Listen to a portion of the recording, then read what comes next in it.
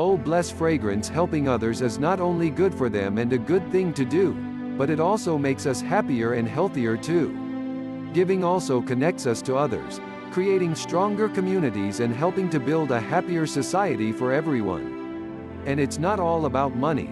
We can also give our time, ideas, and energy. So if you want to feel good, do good. Doing things for others, whether small, unplanned acts or regular volunteering, is a powerful way to boost our own happiness as well as those around us.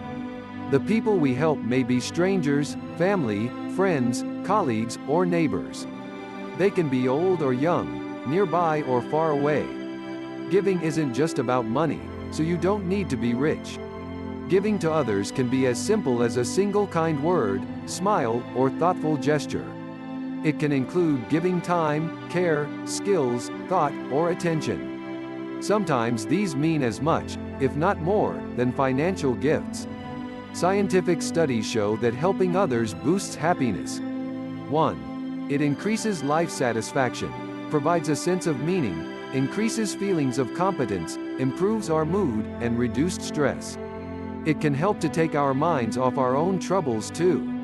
2. Kindness towards others is the glue that connects individual happiness with the wider community and societal well-being.